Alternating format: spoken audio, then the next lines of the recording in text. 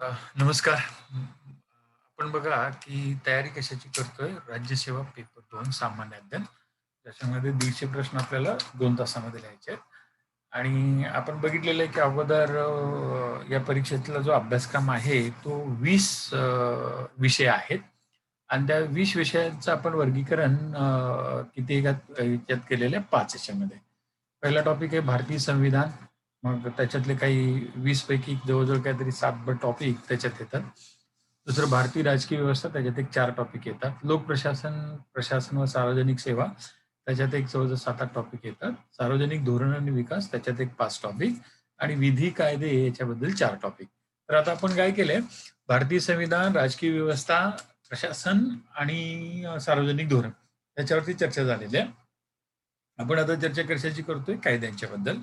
आणि इथं तुमच्या लक्षात येईल की 2012-13 याच्यातनं जर प्रश्नांची संख्या जर बघितली, तर ती किती आहे? किमान 24, कमाल 31. म्हणजे साधारण 30 प्रश्न असणार. आता नेहमीप्रमाणे बघा, आपण काय करतो, या परीक्षेची तयारी करताना आपण धरायचं की 600 मार्काचे आणि ते 600 मार्कापैकी 30 मार्क पेपर 2 मधले कशाबद्दलचे आहेत? कायद्याबद्दलचे. पण जवळ-जवळ उर्वरित 70 मार्क कायदे जे आहेत, तिथे किती कायदे दिले आहेत? त्यांनी काहीतरी जवळ-जवळ 16 कायदे दिलेले आहेत. पण ह्या 16 पेक्षा अजून 84 कायदे पेपर 1, 2, 3, 4 मध्ये सुद्धा आहेत. मग ते कायदे कुठले? तर असे 100 कायद्याचा आपण अभ्यास करायचा आणि एका कायद्यावरती 1 मार्क जरी बघितला, तर 100 मार्काची तयारी होते. आणि म्हणजे किमान 100 आणि कमाल 125 एवढे कायद्यावरती आपल्या त्या 600 मार्कामध्ये प्रश्न असणारच. मग आता ते कायदे कुठले? तर तेही आपण बघूया. मग आता कसं आहे, की कायद्याचा अभ्यास करायचं म्हटलं, तर आता मूळ महत्त्वाचे कायदे जे आहेत त्याचे आपले 4 टॉपिक 20 मधले. मग पहिला प्रशासनिक कायदा आहे. त्यानंतर महाराष्ट्र जमीन महसूल संहिता हा नव्यानं आलेला टॉपिक. काही सुसंबद्ध कायदे त्याच्यामध्ये जवळ आता त्यांनी काहीतरी 12 कायदे दिलेत आणि समाज कल्याण आणि सामाजिक विधिविधान त्याच्यात एक 2 कायदे. आणि याच्यावरती सार्वजनिक धोरणामध्ये आपण याच्यावरती चर्चा केलीच होती.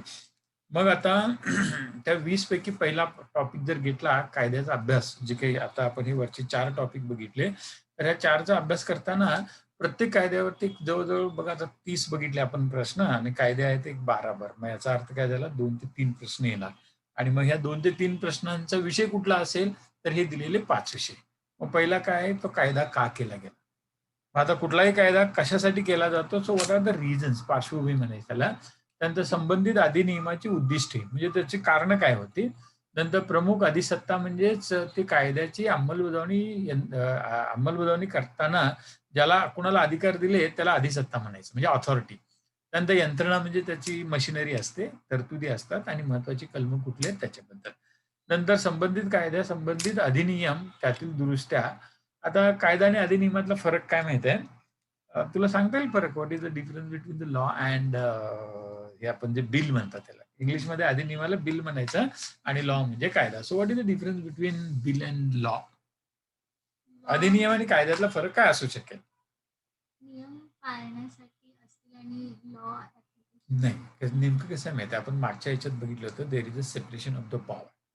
तर कुठलाही लोकशाही समाज किंवा समुदाय किंवा राष्ट्र घेतलं, तर त्याच्यात कायदे करणारी एक यंत्रणा असते. त्याला आपण विधिमंडळ म्हणतो. त्या कायद्याची अंमलबजावणी करणारी परत दुसरी यंत्रणा असते. त्याला आपण काय म्हणतो? कार्यकारी मंडळ म्हणतो. आणि याच्यामध्ये काय जर समजा प्रॉब्लेम निर्माण झाला, तर त्याच्यावर न्याय देण्यासाठी कोण असतं? न्यायमंडळ. तर म्हणजे कायदे मंडळ, कार्यकारी मंडळ आणि न्यायमंडळ. मग आता आपण लिहिलं की याच्यामध्ये कायद्यासंबंधित चौथा मुद्दा जो आहे, कायद्यासंबंधित अधिनियम त्यातील दुरुस्त्या. म्हणजे याचा अर्थ काय? की त्या कायदे मंडळाने जो कायदा केलेला असतो त्याला अधिनियम म्हणायचं. आणि मग त्याला सही कोण करणार? कार्यकारी मंडळाचा प्रमुख माणूस म्हणजे कोण? राष्ट्रपती किंवा राज्यपाल. मग त्या अधिनियमावरती राष्ट्रपतींनी सही केली की त्याचं रूपांतर कशात होणार? कायद्यात. कायद्यामध्ये. त्यामुळे आपल्या परीक्षेमध्ये प्रश्न कसे येतात माहिती आहे? की एखादा कायदा हा लोकसभेने अधिनियम कधी पारित केला, राज्यसभेनं कधी पारित केला, राष्ट्रपतींनी त्याला कधी सही दिली आणि तो अंमलात कधी आला. त्यामुळं कसं आहे, कुठलाही कायदा घेतला तर त्याच्याबद्दलच्या ह्या 4 तारखा परीक्षेत विचारतातच. मग पहिली तारीख कुठली? ते बिल कधी सादर केलं. म्हणजे आता जम्मू काश्मीरमधलं 370 कलम आणि 32 हे जे कलम आहेत त्यातली तरतूद रद्द करण्यासाठी बिल तयार केलं होतं. मग ते किती तारखेला सादर झालं? मग ते लोकसभेने कधी पारित केलं, राज्यसभेने कधी पारित केलं, मग तो अधिनियम झाला म्हणायचा. मग ते कुणाकडे पाठवलं जातं? राष्ट्रपतीकडे जातं. मग राष्ट्रपतीची त्याच्यावरती सही होते आणि सही झाल्यानंतर तो अंमलात येतो. त्यामुळं बिल म्हणजेच अधिनियम सादर कधी केला, अधिनियम संसदेने किंवा विधिमंडळाने पारित कधी केला, त्या अधिनियमावरती राष्ट्रपती किंवा राज्यपालाने सही कधी केली आणि तो अधिनियम कधी अंमलात आला. त्यामुळे आता आपण जे चर्चा करणार आहे 100 कायदे जे असतील, त्या प्रत्येक कायद्याबद्दलचे किती तारखा माहिती पाहिजेत आपल्याला? 4. 100 म्हणजे प्रत्येक कायद्याबद्दलचे 4. मग असे 100 कायद्याच्या किती झाल्या? 400. आणि परीक्षेत त्याच्यावरती नाही म्हणायला गेलं तर 4-5 प्रश्न असतातच. तर कायद्याचा म्हणजे सांगायचं काय, की हे अधिनियम आणि कायद्यातला फरक. तर अधिनियम म्हणजे काय? कायदे मंडळानं पारित केलेलं जे काय असेल तर नियम म्हणा तुम्ही त्याला. कायदा म्हणजे काय? कायदे मंडळानं पारित केलेल्या अधिनियमाला राज्यपाल किंवा राष्ट्रपतीने स्वीकृती द्यायला पाहिजे. म्हणजे स्वीकृती म्हणजे सही. इंग्लिशमध्ये त्याला assent. The assent of the bill converts that bill into law. And what is this thing bill? Any rules or the set of the rules which have been introduced by that particular department in the parliament either or the legislative assembly. आणि मग त्याच्यावर चर्चा होते आणि ते करतात. मग त्याला आपण ते कायदा निर्मितीची प्रक्रिया म्हणायची. मग परीक्षेत ते येतं. आता संबंधित कायद्यासंबंधित अधिनियम, त्यातील दुरुस्त्या, त्याबद्दलच्या समितीवर त्यांचे अहवाल. याचा अर्थ काय माहिती आहे? आता आपल्याकडे हुंडाबंदी कायदा 1961 ला झाला. मग 61 ला झालेल्या त्या कायद्यामध्ये दुरुस्त्या करण्यात आल्या 1986 ला. मग त्याच्यात परत 2006 मध्ये दुरुस्त्या करण्यात आल्या. 1989 ला आपल्याकडे अत्याचार प्रतिबंध कायदा झाला होता. त्याच्यात 1995 ला दुरुस्ती झाली. मग परत 2019 ला दुरुस्ती झाली. मग हा सगळा जो काही भाग आहे, तर ते त्याबाबतच्या समित्या, त्यांच्या अहवालाने दुरुस्त्या असं वगैरे असतो. तो 4था झाला. आणि 5वा, सदर कायद्याची उपयुक्तता, त्रुटी, महत्वाचे खटले आणि न्यायालयीन निर्णय. म्हणजे आता आपल्याकडे जर बघितलं तर आता आयपीसी घेतला. आयपीसी म्हणजे काय? Indian Pinal code. ब्रिटिशांनी 1860 ला ती भारतीय दंड संहिता लागू केली होती. मग आता त्याच्यामध्ये जो सेडिशनचा कायदा आहे ना, म्हणजे देशद्रोहाचा कायदा, म्हणजे नेमकं काय त्याच्यात? त्या 125 कलमात असं लिहिलंय, एखाद्या व्यक्तीनं सरकार विरोधात कुठलं एखादं मत मांडलं किंवा एखादी घोषणा दिली. समजा एखादा गेला रस्त्यावरती आणि इन्किलाब जिंदाबाद असं ते म्हणायचे ना, कोण भगतसिंग वगैरे, आणि ते राष्ट्रध्वज मानला जायचा. मग आता तसं जर समजा सरकारच्या विरोधात कोणीतरी घोषणा दिली, तर ते 125 कलमानंतर सरकार काय करू शकतं? त्या व्यक्तीला तुरुंगात टाकू शकतं आणि त्याला शिक्षा सुद्धा होऊ शकते. मग हे कशामुळे झालं म्हणायचं? ते 1860च्या कायद्यानुसार. मग आता 1860 चा कायदा ब्रिटिशांनी भारतात राज्य करायसाठी आणि जे काही बंड करणारी लोक असतील तर त्यांना प्रतिबंध करण्यासाठी ते केलं होतं. मग आता आपल्याकडे काय झालेलं आहे? तसं आहे का? लोकशाही आहे. मग 1860 चा कायदा 1960 ला त्याला 100 वर्ष पूर्ण झाली. आणि आता आपण कितीमध्ये आहोत? 2021 मध्ये. म्हणजे आणखी 100 आणि 60 म्हणजे 161 वर्षानंतर ब्रिटिशांनी केलेला कायदा जसाचा तसा अंमलात आणणं किती योग्य आहे? मग त्यात बदलायला पाहिजे. आणि त्यामुळे सध्या आपल्याकडे काय आहे, की त्याच्या विरोधात किंवा त्या कायद्याच्या विरोधात वेगवेगळ्या सर्वोच्च न्यायालय असेल किंवा आपलं एकच सर्वोच्च न्यायालय, पण वेगवेगळे उच्च न्यायालय आहेत, त्यांनी काही निर्णय दिलेले आहेत. मग ते परीक्षेमध्ये विचारलं जातं. म्हणजे 5वा टॉपिक जो आहे, सदर कायद्याची उपयुक्तता, म्हणजे 1860 मधलं 125 आता उपयुक्त आहे का?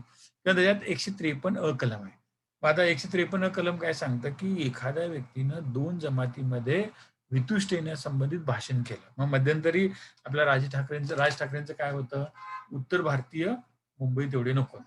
मग उत्तर भारतीयांच्या विरोधात त्यांनी ते आमच्याकडे येणार, आमचं सगळं करणार आणि आमच्यावरतीच टीका करणार, ते बरोबर नाही. मग तुम्ही आमच्या इथं असता तर तुम्ही मराठी बोलायलाच पाहिजे. मग आता अशा वेळेला त्यांनी ते भाषण दिलं, तर मग उत्तर प्रदेशातल्या काही लोकांनी काय केलं? तिथल्या न्यायालयात राज ठाकरेच्या विरोधात 153 कलमानुसार काय केलं? गुन्हा दाखल केला, खटला दाखल केला. आणि मग त्याच्यातनं मग त्या न्यायालयाने राज ठाकरेंना काय समन्स पाठवलं होतं. मग असं जवळ-जवळ 226 न्यायालयांनी राज ठाकरेंना समन्स पाठवलं होतं. कशाबद्दल? की 2 समाजामध्ये वितुष्ट आणण्यासाठी तुम्ही भाषण केलं. मग ते 153 म्हणायचं. मग ते 125 आहे. म्हणजे असे तुम्ही जर बघितलं, आयपीसी जे ना, भारतीय दंड संहिता, त्याच्यात 511 कलम आहेत. मग त्या 511 कलमापैकी असे 10 कलमं असे आहेत, की ती बदलायची किंवा ती नाहीशी करायलाच पाहिजे. किंवा काही जणांचं म्हणणं आहे, की ते भारतीय दंड संहितेतला निम्मा भारतीय दंड कायदा जो आहे, तो काढूनच टाकायला पाहिजे. आणि त्याच्यामुळं मग आपल्या परीक्षेच्या संदर्भात जर आपण बघायला गेलो, तर हा एक महत्त्वाचा भाग we have to remember. So that is one thing. दुसरं जर बघितलं, म्हणजे आता थोडक्यात आपल्या लक्षात काय आलं, की मला बाबा ह्या परीक्षेसाठी जे 4 कायद्याचे टॉपिक आहेत, त्यांचा अभ्यास करताना ह्या 5 मुद्द्याकडे लक्ष द्यायला पाहिजे. तो कायदा का करण्यात आला? त्याची नियमाची म्हणजे संबंधित अधिनियमाची म्हणजेच कायद्याची उद्दिष्ट काय होती? अधिनियम आणि कायद्यातला फरक सांगितला नाही आणि मग जो कायदेमंडळ करणार, अंमलात आणण्याची जबाबदारी मंत्रिमंडळ, मंत्रिमंडळाचे काम हाताखाली काम कोण करते? प्रशासन.